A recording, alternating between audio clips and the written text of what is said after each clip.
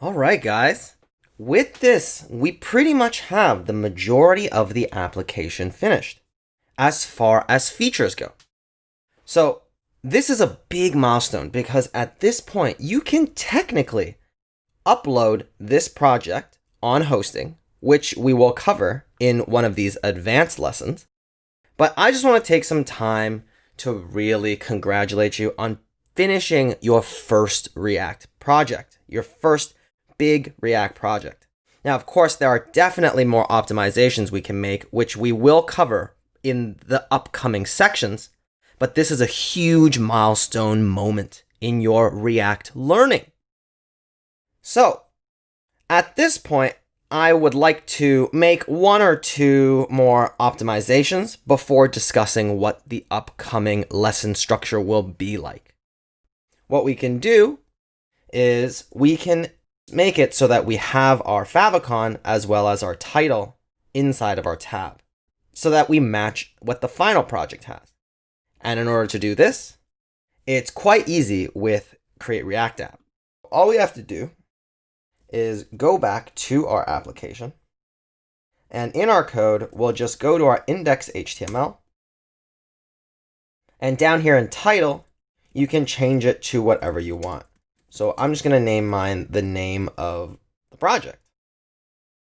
And then for the actual favicon, it's actually being loaded by this link, which we got generated when we initialized our Create React project.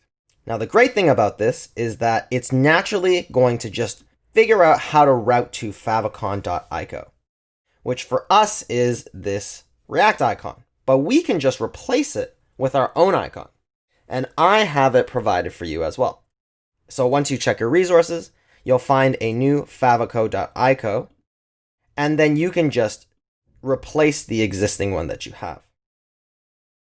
And once we've replaced it, if we go back to our application, if we refresh, we'll see that we have our new favicon and our actual title change. So let's commit our code.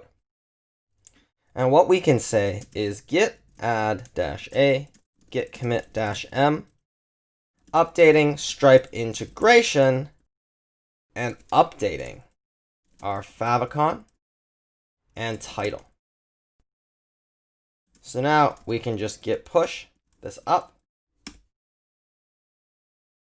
Okay.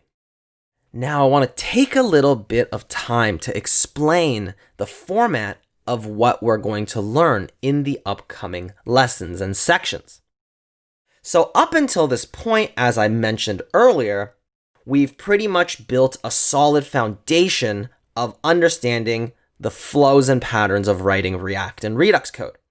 But the ecosystem has other things in it that are either optimizations and improvements upon the patterns we already know, or they're other quality of life improvements that we will explore. So these things include things like putting our CSS in JS, which is a concept we will cover effective immediately after we put our website up, which is going to be the next lesson.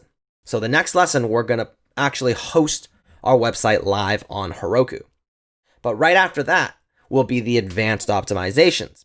We'll learn things like how to tackle GraphQL and integrating GraphQL into our React application using Apollo. We're also going to cover more advanced Redux concepts, and then using those concepts, we'll be looking at a new alternative that was provided for us in the newest version of React, which is hooks. And hooks are going to be a very interesting optimization because they almost reduce the need for us to use Redux, but they are very similar. So the concepts that we've learned with Redux and the practice we've had is still going to be valuable because conceptually, they're pretty much the same things, except now it's more integrated into the React library itself. But many companies still use Redux because they've already built their applications for the last 2.5 years in Redux. But it's good to know where we can optimize using hooks, as well as what problems we can replace Redux with using the new hooks and context API. So we'll cover all of these in more advanced sections. We'll also look at more advanced things we can do with Firebase, as well as finishing the backend section of our Stripe integration. And in that section, we're actually going to tie in finishing the charge that we get after we fill out the credit card information in our Stripe button integration that we just finished. So there's a lot of things that we're going to cover in the upcoming sections, but now is just a good time for us to just pat ourselves on the back because we've done so much and the application from a feature perspective is pretty much good to go.